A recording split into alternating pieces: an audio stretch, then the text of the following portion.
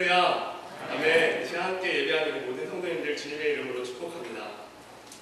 오늘 저희가 읽은 14장 22절, 23절의 말씀, 예수님께서 물 위로 걸으셔서 제자들에게 오셨던 이 말씀 앞에는 이것보다도 더 유명하다고 할 수 있는 말씀이 기록되어 있습니다.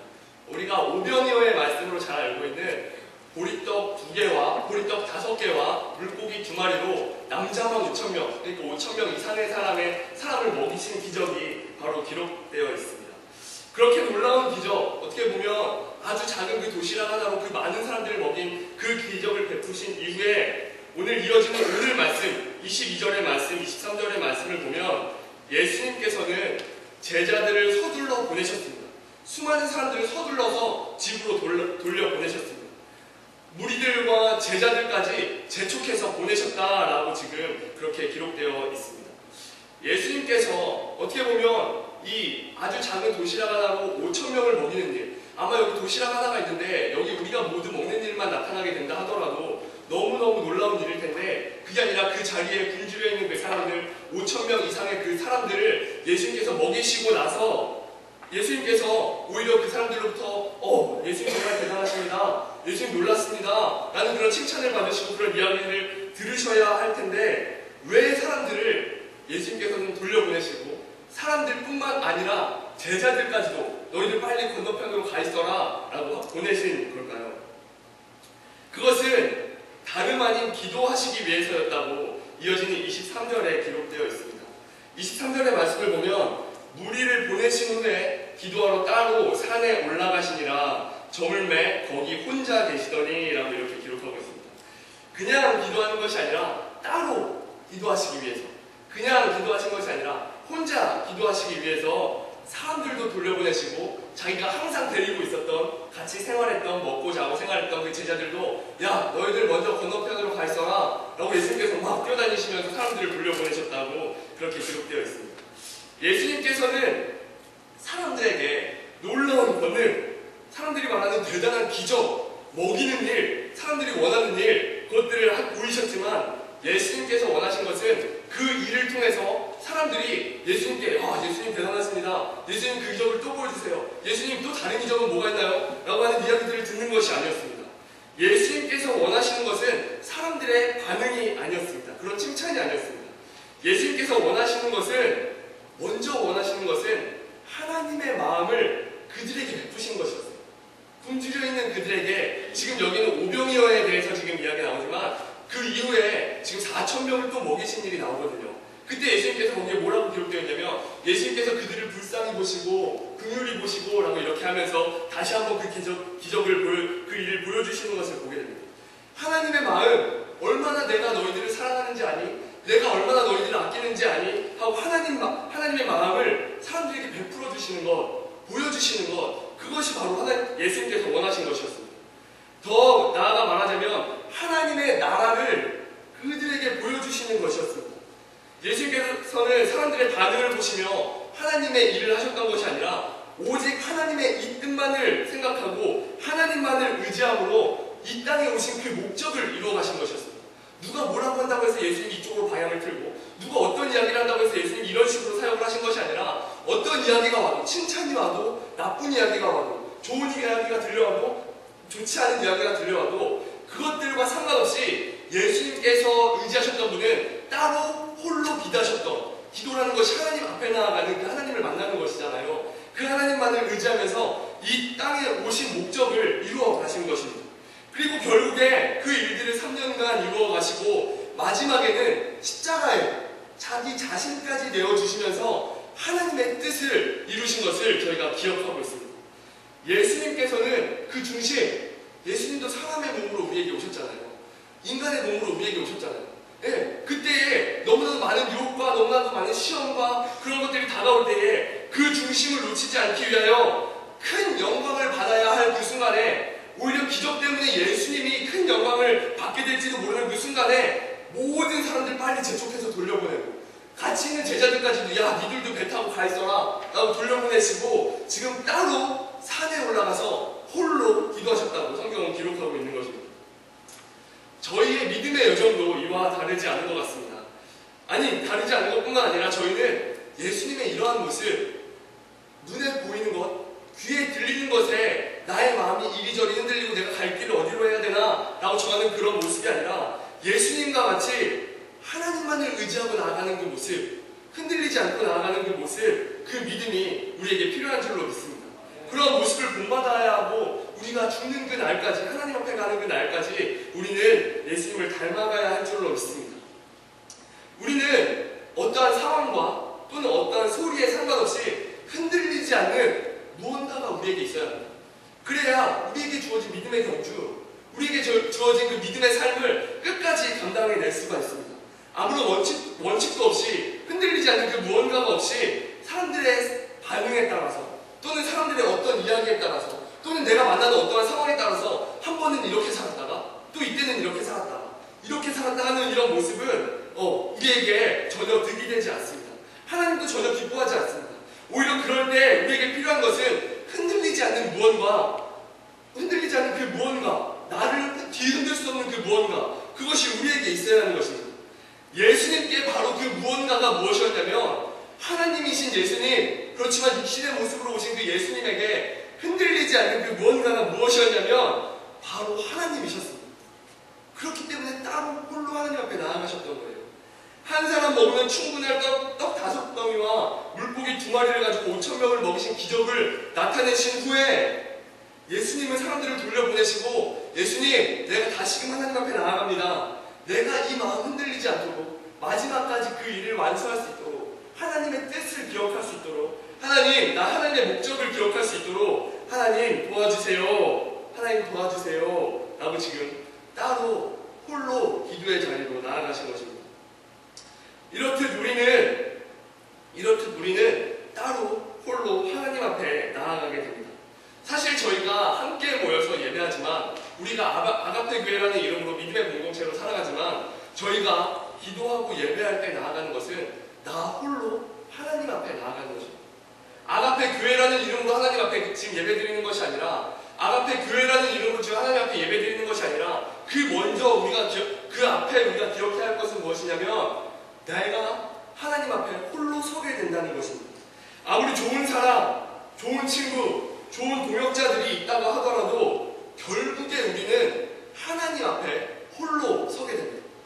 죽음이라는 관문을 통과해서 하나님 앞에 나아가게 됐을 때 우리는 결국 하나님 앞에 홀로 서게 됩니다. 그런데 우리가 살아생전에 믿음의 여정 가운데에 내가 하나님 앞에 홀로 서는 연습, 내가 하나님 앞에 홀로 있다는 그 믿음, 그 마음을 잊고 산다면 하나님 앞에 홀로 서게 되었을 때 너무나 두렵고 떨릴 것입니다. 그 앞에서는 이제 더 이상 어떻게 할 수가 없습니다. 그렇기 때문에 예수님께서 따로 홀로 하나님 앞에 나아가셨던 이 모습과 같이 우리 전에 기도하며 예배하며 찬양하며 나아갈 때 우리가 반드시 기억하고 있어야 할 것은 무엇이냐면, 지금 내가 예배하는 이 순간이, 내가 지금 기도하고 있는 이 순간이, 내가 지금 찬송하고 있는 이 순간이 하나님 앞에 홀로 나아가는 자리라는 것입니다. 우리는 보이고 들리는 것에 떨어져서 그렇게 하나님 앞에 홀로 나아갈 수 있는 훈련이 되어져야 합니다. 그리고 우리가 비록 여기에 함께 앉아있다 하더라도 이 자리에는 우리가 그동안 가지고 있었던 세상의 짐들과 세상의 걱정들과 그 많은 것들을 내어놓고 하나님 앞에 홀로 나아간다는 마음을 가지고 저희가 나아가야 될 줄로 믿습니다. 그때 바로 예수님께서 그 마지막에 죽기 직전에 예수님도 그렇게 기도하셨잖아요. 예수님, 이 잔을 제게서 라고 이렇게 기도하셨잖아요. 그것과 같이 예수님도 그 두려운 순간이 들었을 때 다시 한번 기도하면서 그동안 예수님께서 하나님 앞에 홀로 섰던 그 연습 가운데에, 하나님, 내가 인간적인 마음으로 지금 죽는 것이 너무나 두렵고 당할 고통이 너무 괴로울 것 같지만 하나님, 이 잔을 원하신다면 치워주세요. 그렇지만 나의 뜻이 아니라 하나님의 뜻으로 해주세요. 하나님께서 원하시는 길로 인도해주세요 라고 그렇게 기도하실 수 있었던 것입니다.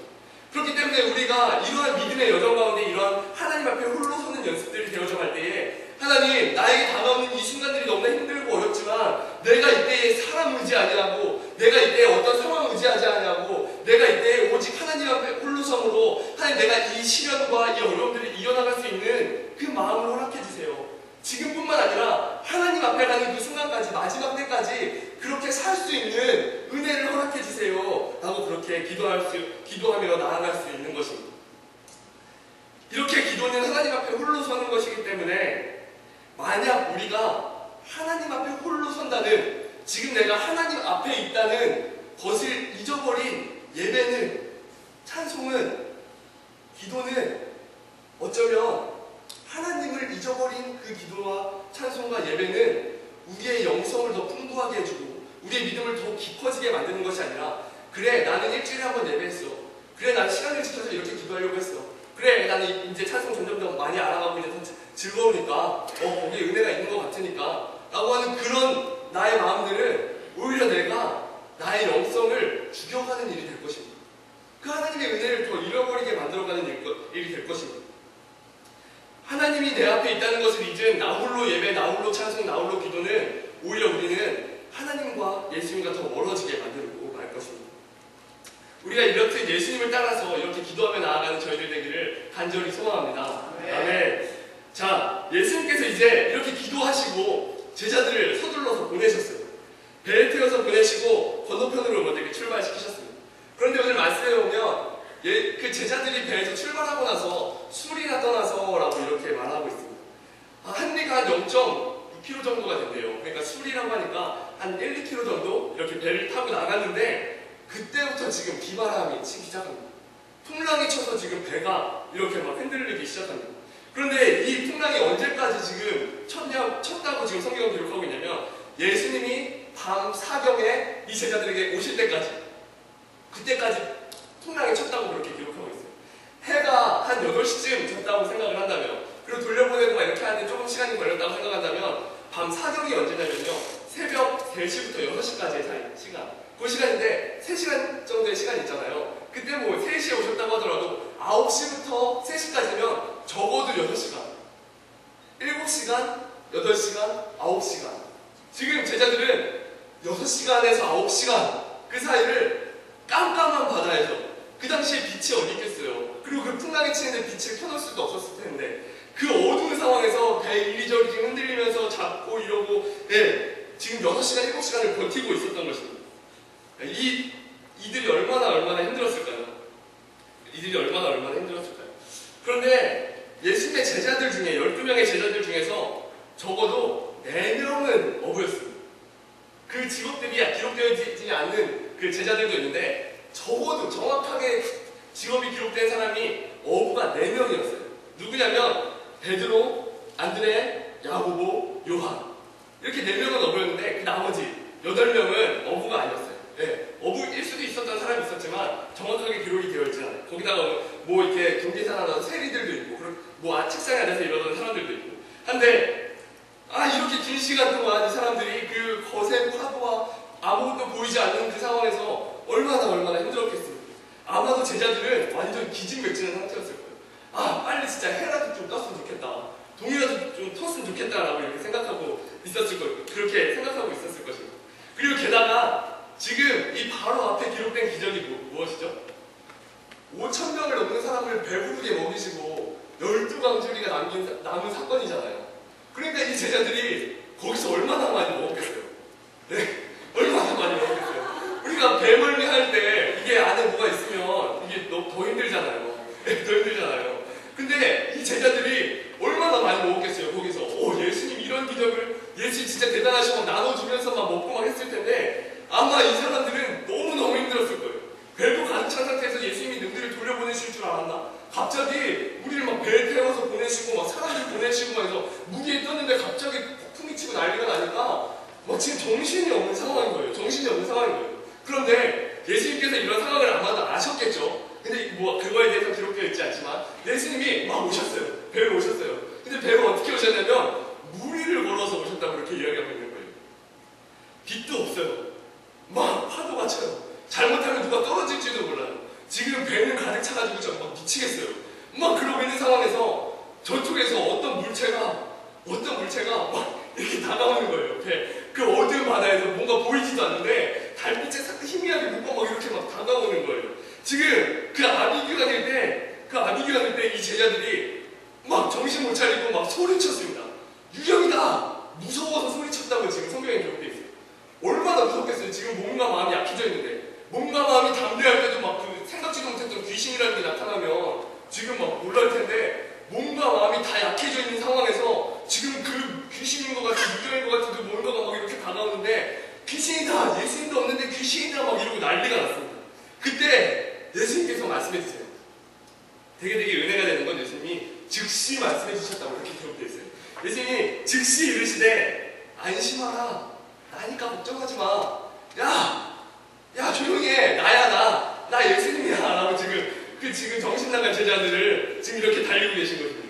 유령이 아니라 바로 나라고, 조용히 해, 나 왔어 라고 지금 이렇게 말씀해 주고 계신 것입니다. 예수님이 오면 사실 문제가 끝난 거잖아요. 이런 어려운 상황 가운데서. 그러니까 예수님이 나라고 이렇게 알려주신 거예요. 그런데 그때 재밌는 일이 나타납니다. 뭐냐면 그 파도 치고 바람 불고 예수님이 뭐 물에서 어떻게 걸어오셨을지 저는 상상한, 뭐 물에서 한 1m 떠서 이렇게 걸어오셨을지, 물을 한 반쯤 이렇게 담그시고 이렇게 걸어오셨을지 뭐 알 수는 없지만 아마 비바람이 치니까 아마 예수님도 막 젖으셨을 거 아니에요. 저도 막 그 물 위에 있는 상황인데 만약에 저 같았으면 예수님 오셨으니까 일단 빨리 배로 올라오세요. 저는 그렇게 말할 것 같아요. 그런데 지금 베드로는 뭐라고, 그 중에서 베드로가 갑자기 이렇게 얘기를 하는 거예요. 예수님께서 얘들아 나니까 무서워하지 마라고 저 앞에 서 계신데 지금 베드로가 예수님 맞으신 거예요? 맞아요? 한번 확인하는 거예요. 예수님이시면 저 오라고 해주세요. 예수님 한번 확인하라고 예수님이 맞으니까 예수님 그러면 저를 예수님한테 오라고 해주세요 라고 이렇게 얘기하는 거예요. 배에 사람을 태워야 정상인 거지. 그 배에서 뛰어내리는 건 약간 지금 정신이 나간 사람인 거잖아요. 제 베드로가 약간 정신이 나가서 예수님 저를 좀 불러주세요 그러는 거예요. 예, 그러니까 예수님이 더 재밌으세요. 예, 이 말 정말 하지 않으세요. 와라. 예, 오늘 말씀 제가 설교 제목에 한 것처럼 와라, 이렇게 얘기하시는 거예요. 한마디로. 네, 완전 이렇게 카리스마 있게. 그래, 와, 이렇게 말씀해 주시고. 그러니까 그 얘기를 듣고 지금 그 말 한마디에 베드로가 배로 뛰어내려요. 뛰어내리고 그 물 위로 내려요. 내리고 그리고 예수님께서 저 멀리서 이렇게 오신 것처럼 예수님을 향해서 이렇게 걸어가는 것입니다. 몇 발자국 걸었어요. 그런데 얼마 가다가 성경에 뭐라고 기록되어 있냐면 바람을 보고 무서워서 물에 빠지고 말았어요. 네. 아니 뭐 그런 거 아니에요. 뛰어내리자마자 이렇게 팍 빠져버린 게 아니라 뛰어내리고 나서 좀 걸었어요. 예수님하고 가다가. 그런데 그때 여전히 치고 있는 바람에 나의 마음이 딱 가는 순간 그 물에 쏙 빠져버리고 만 것입니다. 예수님을 보면서 이렇게 가려고 할 때는 그래도 몇 걸음 걸었는데 거기서 이제 여전한 그 풍랑 가운데서 그 풍랑을 보니까 지금 쏙 빠질 수밖에 없었던 것입니다. 자, 여기서 제가 질문이 있습니다. 예수님이 물 위로 걸어오셨다고 했는데 예수님이 물 위로 걸어오신 게 기적인가요? 예수님이 물 위로 걸어오신 게 기적인가요? 예수님이 물 위로 걸어오신 게 기적인가요? 예수님이 걷다 빠지신 게 기적인가요? 걷다 빠진 게 기적이죠. 예수님이, 하나님이 하나님이 이걸 다 지으셨는데, 네, 말씀으로 지으셨다고 했는데 그 물 위를 걷다 빠지시면 그게 하나님이에요? 아니잖아요. 네, 기적이 아니에요. 예수님한테 이건 기적이 아니에요. 좀 급하니까 물 위로 걸을 수도 있는 거죠. 뭐 이렇게 날아올 수도 있는 거고. 그리고 예수님 급하시니까 가실 때는 하늘로 바로 올라가셨잖아요. 네, 그러니까 이거는 기적이 아니에요. 충분히 있을 수 있는 일이에요. 근데 우리 생각이 그건 너무나 기적인 거예요. 예수님이 기적이다. 뭐 이렇게 생각하는 거예요. 근데 그건 기적이 아니에요. 예수님이 당연히 걸으실 수가 있는 거예요. 그 반대가 기적인 거예요. 그런데 그렇다면 그렇게 하실 수 있는 분이 저한테 말씀하셔서 건이야 너 그래 그렇게 물 위로 걸어서 나한테 와라 라고 말씀하시는 거, 그게 기적인가요? 기적인가요? 네, 아니에요. 만약에 베드로가 예수님도 할 수 있었으니까 나도 할 수 있어요 그러고 이렇게 뛰어내서 갔다면 그건 기적이에요. 아니 얘가 사람이 어떻게 예수님도 놀라셨을 거예요. 그런데 그게 아니라 베드로가 예수님이시면 나에게 말씀해 주셔서 오라고 해주세요. 그리고 예수님이 말씀해 주셨어요. 와. 그러니까 베드로가 내 능력 아니고 내가 지금 뛰어들면 빠질 거 알지만 예수님 하시니까 간 거예요. 이거는 기적이 아닌 거예요. 그냥 평범한 일인 겁니다. 예, 지금 그 상황 가운데 지금 있는 것입니다. 예수님께, 하나님께 사실 우리가 말하는 기적이라는 건 기적이 아니에요. 전혀 지금 기적일 수가 없습니다. 오히려 그렇지 못한 것들이 기적이고 이상한 일이 되는 것입니다. 베드로는 하나님이신 예수님을 풍랑 중에서 보았을 때 예수님이 걸어오신 걸 보고 나서 내게 말씀해 주시면 나도 걷겠다.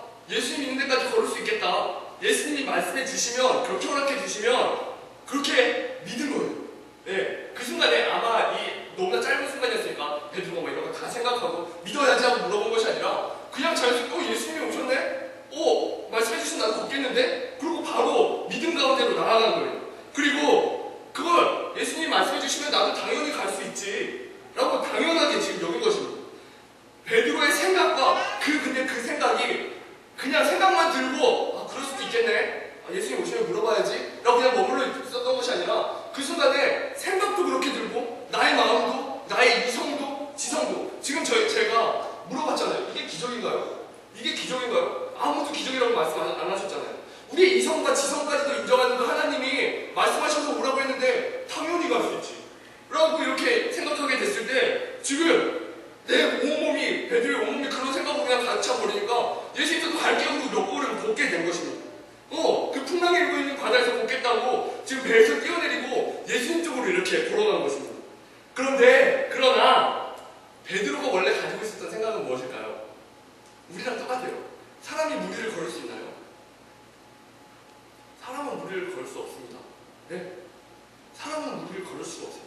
베드로가 사람으로서 원래 가지고 있었던 이성과 지성적, 그리고 그가 가지고 있었던 그런 세상 이치에 대한 믿음은 무엇이냐면 사람은 물에 걸을 수 없는 거예요.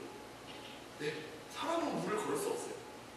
특히 이렇게 빨리 뛰면 조금 걸을 수 있을지 몰라도 걸을 수 있을지 몰라도 이렇게 풍랑이 치는 가운데서 그거는 더 말이 안 되는 상황이에요. 지금 베드로가 가지고 있는 이성과 지성과 그런 세상 이치에 대한 믿음은 그런 것이었어요. 지금 이런 상황에서 베드로는 예수님에 대한 그 믿음이 너무나 당연한 게 온몸을 탁 덮었을 때 몇 걸음만 예수님 저 갈게요 와라 몇 걸음 걸었는데 그때 바람을 보니까 다시 원래의 믿음으로 역전이 돼버린 거예요. 사람은 물을 걸을 수 없고 지금은 풍랑이 치고 있고 지금은 바다야. 그리고 나는 예수님이 아니야. 나는 사람이잖아. 물에 빠질 수밖에 없는 상황인 거예요. 그런데 정말 예수님이 소경을 눈띄어 주시면서 그에게 했던 이야기처럼 믿음대로 되었어요. 예, 몇 걸음 걸을 때도 믿음대로 됐고 그가 빠질 때도 믿음대로 되고 말았습니다. 베드로는 자신이 가지고 있었던 그 상식을 내가 세상 일반적인 것에 대한 이치와 믿음보다 하나님에 대한 믿음이 역전된 것뿐만 아니라 완전하게 당연한 것이라고 그것들이 그 몸에 탁 이렇게 들어왔을 때 예수님께로 무리를 걷는다는, 나도 무리를 걸을 수 있다는 생각도 하고 실제로 예수님께 물어보기도 하고 실제로 물 위도 걸었습니다. 그렇지만 베드로는 바람을 보고 나서 그 세상 일반적인 이치에 대한, 세상 상식에 대한, 내가 가지고 있었던 사람이라면 이라는 것의 믿음에 대한 그것들이 다시 역전이 돼서 그를 꽉 채우게 되었을 때 물에 빠져버리고 말았습니다. 그리고 그때 예수님께서 탁 말씀하십니다. 믿음이 작은 자여 왜 의심하였느냐. 믿음이 내가 가지고 있었던 여태까지 살아왔던 그 세상에 대한 믿음보다 이 믿음을 압도해버리는 믿음으로 탁 갔을 때의 그 삶을, 그 걸음을 걸 수 있었는데 왜 믿음이 작은 자여 다시 여기다 이 믿음을 줘버렸느냐. 왜 너의 마음을 다시 이리로 줘버렸느냐. 몇 걸음 걸었으면 더 확신할 수 있잖니. 왜 그런 거니? 라고 지금 이렇게 예수님께서 물어보고 계신 것입니다. 말씀을 준비하면서 저희의 모습이 이 베드로와 우리의 믿음의 여정, 이거를 어떻게 보면 단편적인 사건으로서 우리에게 다가오지만 이 말씀이 성경에 기록되어 있고 또 이 말씀이 예수님 당시의 복음서에 기록되어 있고 그리고 이 말씀을 통해서 우리에게 주시는 하나님의 마음이 있다면 우리의 모습이, 저의 모습이 이 베드로와 너무너무 많이 닮아있지 않는가 라는 생각을 하게 되었습니다. 예수님!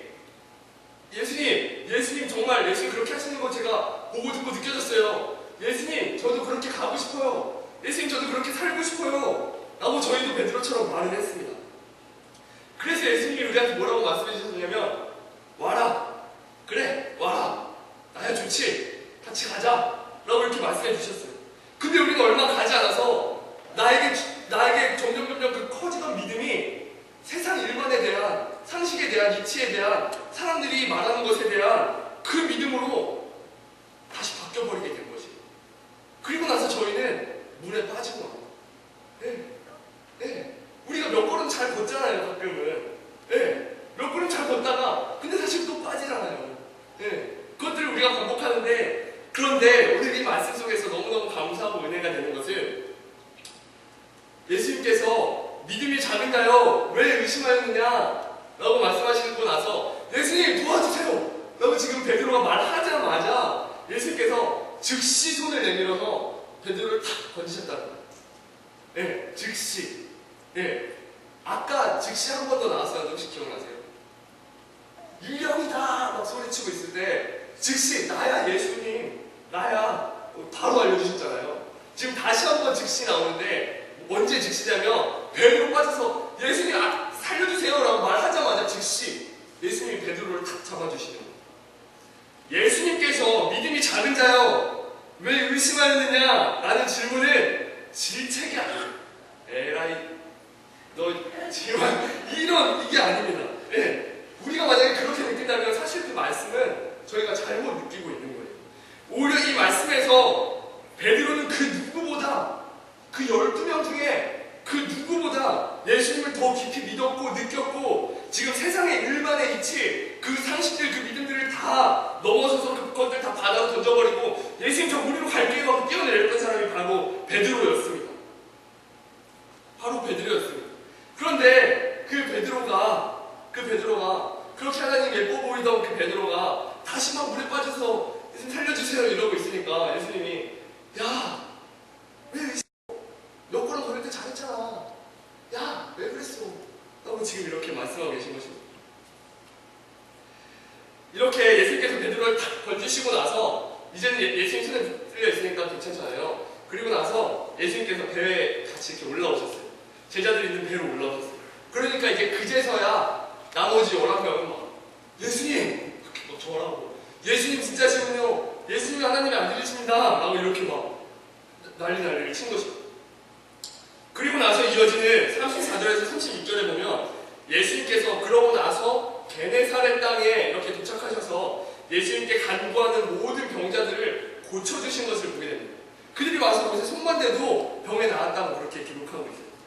자, 이 말씀을 우리가 오늘 나누고 있는 베드로의 이야기가 이렇게 이어서 본다면 예수님께서 원하시는 것은 못한 애들 막 질책하고 잘한 애들만 막 칭찬하고 데려가고 그러시는 예수님이 아니라는 거예요. 그러신 예수님 결코 아니라는 거예요.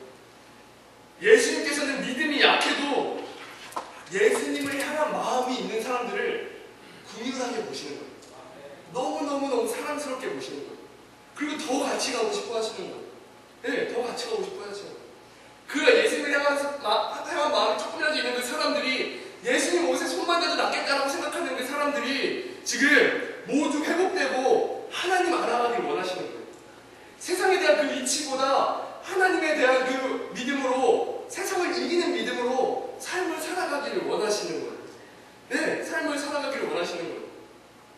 베드로도 제자들도 그리고 예수님께 손만 대도 몸이 낫겠다라고 생각했던 그 사람 게네사렛 지역의 사람들도 그리고 여기에 믿음 가지고 나와 있는 우리들도 저희들도 예수님께서는 우리 모두가 하나님을 알아가길 원하시고 하나님에 대한 마음으로 하나님의 사랑을 알고 그렇게 살아가기를 원하고 계신 것입니다. 하나님의 은혜로 살아가기를 원하고 계신 것입니다. 그 믿음으로 삶을 끝까지 살아내기를 원하고 계시는 것입니다. 이거는 너는 어떻게 이렇게 맨날 설교만 잘하고 맨날 이렇게 자빠지니? 라고 이렇게 질책하시는 것이 아니라 그래 너 말씀 준비하고 그렇게 살려고 노력하지만 그게 넘어지더라도 끝까지 나 붙잡고 따라와. 힘들고 어려울 때도 따라와. 라고 그렇게 말씀해 주시는 것입니다. 그러나 겉모습은 종교적으로 아무리 번지하더라도 아무리 옷을 이렇게 잘 갖춰입고 단 앞에서 설교를 한다 하더라도 그 마음의 중심이 하나님께 있지 아니한 사람들은 예수님께서 분명하게 이야기하십니다. 바리새인들과 같은 사람들, 당시의 바리새인들과 같은 사람들을 예수님께서는 분명하게 그들에게 이야기하십니다. 바로 이어지는 15장에서 보면 그 장로들의 전통을 따라서 지켜오던 그 하나님의 계명이 있는데 그런데 그것들을 오히려 하나님의 계명을 이용해서 하나님의 계명을 지키지 않는 그런 바리새인들의 모습을 보고 정신 차려야 돼! 라고 그렇게 얘기하시는 모습이 나타나게 됩니다. 그렇지만 그 순간에 질책이고 꾸지람으로 들릴 수 있지만 사실 복음서 그리고 신약성경 그리고 더 나아가 구약성경 성경 전체에서 우리에게 보여주시는 하나님, 그의 아들 예수님, 그리고 우리에게 다가와 주신 그 성령님, 그 사역을 통해서 우리가 본다면 지금 예수님께서 원하시는 것은 질책하고 넌 그냥 거기서 멈춰라, 지옥 가라 라는 것을 원하시는 것이 아니라 예수님께서 원하시는 것은 우리도 살리시고 그들도 살리시는 거예요. 살리기 원하시는 거예요. 누군 살리고 누군 죽어라 라고 말씀하시는 게 아니라 모두를 살리기 원하시는 거예요. 그렇기 때문에 어떤 이에게는 따뜻한 말로, 어떤 이에게는 칼같은 질책으로 이렇게 다가가시는 거예요. 그런데 우리가 그 안에서 놓치지 말아야 할 것은 뭐냐면 그 안에 깔려진 마음은 부모님의 마음과 같이 너희가 정말 살았으면 좋겠어. 행복하게 살았으면 좋겠어. 세상적인 일반적인 이치에 따라서 그냥 거기서 행복한 것이 아니라 그것들을 뛰어넘어서 나를 알고 나와 동행하며 나와 교제하며 정말 풍성하게 너가 원래 지어진 목적대로 살고 영원히 나와 함께 있으면 좋겠어 라고 지금 예수님이 이렇게 말씀하고 계신 것입니다. 예수님께서 이 세상에 오실 때 누구는 내가 구원해주고 누구는 그냥 지옥으로 보내버려야겠다. 얘는 하나님 믿는다고 이렇게 해놓고선 바리새인들 너는 하나님 안다고 그렇게 잘난 척하고선 내가 오니까 나도 못 알아봐. 니들은 탈락. 이렇게 하신 것이 아닙니다. 이런 마음이 아니십니다. 그런 유치한 마음의 하나님이시라면 애초에 여기 오실 필요도 없어요. 애초에 이곳에 오실 필요도 없어요. 우리 아이들이 조이스틱 가지고서 게임하고 누구 살리고 싶고 누구 죽이고 싶고 마음대로 하듯이 말 한마디로 이 세상을 창조하신 하나님이 우리 살리시고 죽이시고 하는 건 하나님 마음대로세요. 그렇지만 하나님께서는 이 세상을 손수 만드시고 그리고 하나님의 모습을 본따서 사람을 빚으시고 그러한 우리의 모습을 보시면서 그냥 결코 포기할 수가 없으셔서 하나뿐인 아들까지 죽음의 사지로 내어주시면서 야 같이 가자 라고 그렇게 말씀하신 것, 그것을 우리는 기억해야 합니다.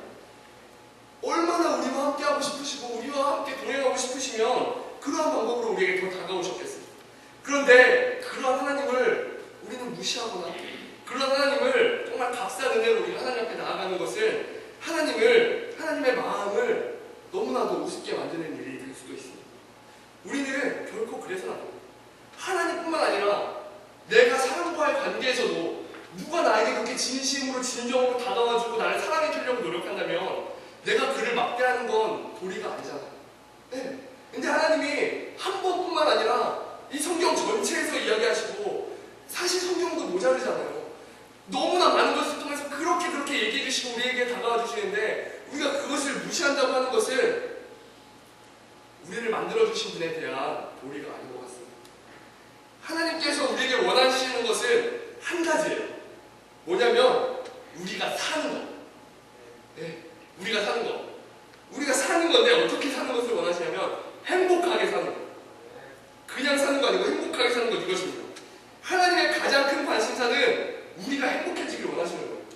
그래서 하나님 마음대로 우리를 이렇게 하지 않으시고 하나님께서 우리가 행복해질 수 있는 방법들을 모색하시고 공유하시고 해서 그 길로 이렇게 이끌어 오신 거예요. 그게 성경에 기록되어 있는 거예요. 그리고 하나님께서 특별히 예수님을 통해 우리에게 더 분명하게 알려주시는 행복하게 사는 방법은 무엇이냐면 우리가 가지고 있는 세상 일반에 대한 믿음과 이성과 지성과 지식들을 내가 가지고 있는 큰 믿음들, 그 믿음들 이제는 내려놓고 하나님에 대한 믿음, 베드로를 무리로 걷게 하신, 우리도 무리로 걷게 하실 수 있는 하나님한테는 기적도 아닌 그 일, 내가 믿고 나아가는 것, 믿는 것뿐만 아니라 그게 내 삶이 되어주는 것, 그것이 바로 그 믿음이 역전되는 것, 그것이 바로 행복하게 사는 방법이라고 예수님께서 그렇게 말씀해 주시는 것입니다.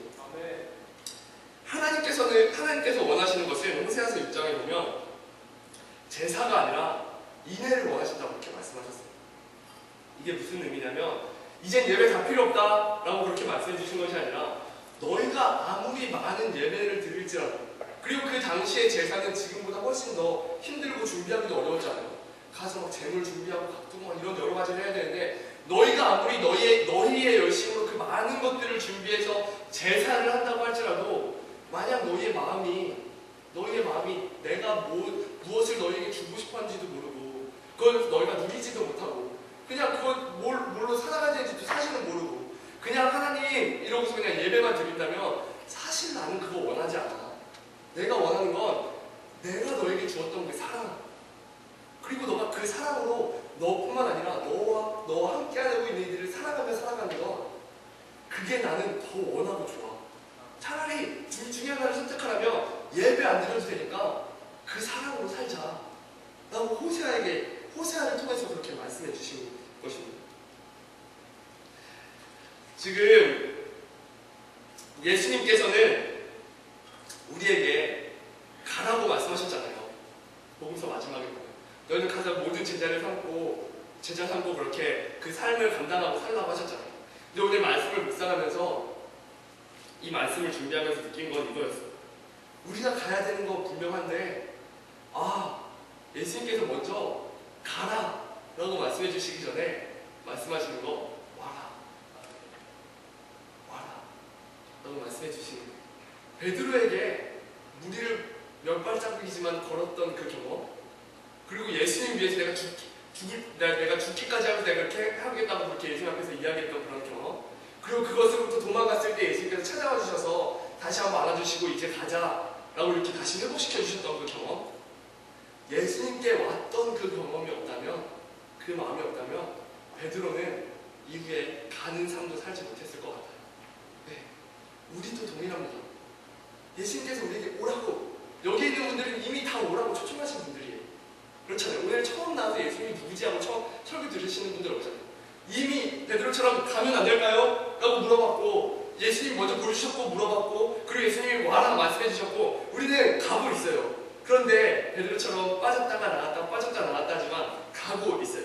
그렇게 예수님께 가는 것, 먼저 은혜 누리는 것, 먼저 무리를 걸어보는 것, 몇 발자국 걸어보는 것, 그거 먼저 느껴보아라 라고 예수님께서 말씀해 주시는 거예요. 마태복음 11장에 보면 나의 멍에는 쉽고 가볍다 라고 예수님께서 이렇게 이야기하세요. 제가 거기 28절부터 30절까지 제가 다 한번 읽어볼게요. 수고하고 짐진 자들아 다 내게로 오라. 내가 너희를 쉬게 하리라. 나는 마음이 온유하고 겸손하니 나의 멍에를 메고 내게 배우라. 그리하면 너희의 마음이 평안을 얻으리니 이는 내 멍에는 쉽고 내 짐은 가벼우니라 하시니라. 아멘. 멍에가 가벼운가요? 소감에는 멍에가 가벼운가요? 엄청 무겁습니다. 그러나 출발은 멍에일지 모르지만, 그 멍에라서 지고 싶지 않게 보이지만 그 멍에를 메고 나면 달라진다는 거예요. 이 멍에가 그 멍에가 아니었구나 라는 것을 알게 된다는 거예요. 예수님께서 어떤 목사님이 설교 중에 이런 말씀을 하시더라고요. 예수님께 가는 길은 좁고 협착하다 라고 이렇게 말씀하셨는데, 내가 살아보니까 예수님께 가는 길은 입구만 좁은 길이다. 들어가는, 이게 다 이런 길인 줄 알았는데 들어가고 나니까 이렇게 된다는 거예요. 나의 세상에 대한 그 일반적인 이치와 연료 때문에 이거 들어가기 너무 컸는데, 이렇게 하고 나서 내가 들어가고 나니까, 이 믿음이 역전되고 나니까 그 삶이 그 가운데 평안이 있고 즐거움이 있다는 거예요. 행복이 있다는 거예요. 그러니까 그거 고생하면, 남들은 고생이라고 하지만 그렇게 살아가고 있는 거잖아요. 저희가 기쁨이라고 하고 감사함이라고 하고. 그런데 그러면서 제가 다시 한번 이 말씀 중에 또 들었던 생각은 이것입니다.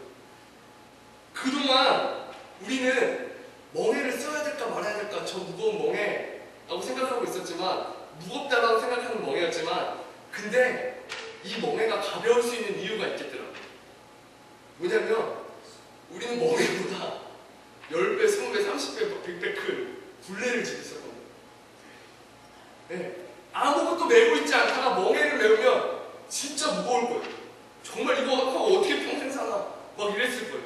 근데 나는 지고 있지 않다고 느꼈던 그 그 굴레가 그 멍에보다 비교할 수밖에 없을 만큼 큰 굴레가 나한테 있었던 건데, 이 굴레를 내려놓고 이 굴레에서 이렇게 나와서 지금 예수님이 말씀하신 그 멍에를 이렇게 지고 나니까 물론 그 무게는 있지만 너무너무나 가벼운 거예요.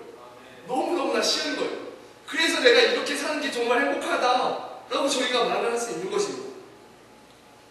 우리는 그동안 그 큰 굴레를 세상의 가치다, 세상의 이치다, 상식이다 라는 것들로 내 안에 너무나 꽉 붙잡고 있었기 때문에, 너무나 당연하게 뒤집어쓰고 있었기 때문에 우리는 그걸 벗어야 된다는 생각도 하지 못했어요. 그렇지만 이것도 상식이잖아요. 멍에를 쓰려면 내가 갖고 있는 걸 다 내려놔야 하고, 수고하고 짐진 자들아 다 내게로 와라, 너희를 쉬게 해줄게 라고 말씀하시는 마음의 의미가 바로 이것입니다. 이제 우리에게 주어진 도전은, 이 베드로를 보면서 우리가 받는 도전은 무엇이냐면, 그 굴레 던져버리고 이제 예수님의 멍에를 메고 나아가는 거예요. 멍에이기 때문에 분명히 무게는 있어요. 그것은 무엇을 의미하냐면 우리가 감당해야 될 부분이 분명히 있다는 것이에요. 복권 맞은 것처럼 이제 내가 그냥 이렇게 산다 라고 하는 것이 아니라, 그걸 내려놓고 이걸 메게 되었을 때는 물론 저것보다야 이게 훨씬 나의 삶에 감사하고 유익이 되고 너무나 좋지만, 그렇지만 이것 안에서 내가 분명히 감당해야 될 부분들이 있다는 거예요. 오늘 먼저 예수님께서 따로 홀로 하나님 앞에 나아가셨던 거예요. 꼭 기도의 순간뿐만 아니라 기도 때에도, 말씀 때에도, 찬송 때에도, 예배 때에도, 내가 살아가고 있는 삶의 자리에서, 학교에서 또는 직장에서, 그때 내가 그 멍에를 메고 하나님 앞에 있음을 기억하면서 나아가는, 그것이 바로 우리에게 주어진 멍에일 것이고, 그 멍에를 지게 되면 오히려 우리가 더 쉽고 가볍고 예수님께서 우리를 쉬게 해주신다는 것을 우리 말씀을 통해서 오늘 다시 한번 알려주고 계신 것입니다. 그렇게 살기 원합니다. 오늘 말씀을 나누면서 간절히 더 원하게 된 것은, 특별히 우리 안교회 성도들과 더 원하게 된 것은, 우리가 가지고 있는 그 세상의 일반의 이치들, 가치들, 그것들 너무나 벗어내기 힘들잖아요. 너무나 나의 삶 가운데 정말 뿌리 깊게 그것들이 다 자리를 잡고 있어서, 내가 우리 청년들 같은 경우에는 뭐 20년, 우리 어르신들 같은 경우에는 40년, 50년, 60년 너무나 당연하게 생각해왔던, 물에 올라서면 빠지는 거지, 그렇게 살면 이렇게 되는 거지 라고 가지고 있었던 거예요. 이것들이 이제는 이렇게 내려놓아지고, 맞아, 물에 서 있는 것 하나님 앞에 기적도 아니지, 그래 내가 뭐 기적이라고 하면서 내가 할 수 있을까 없을까, 왜 그랬지?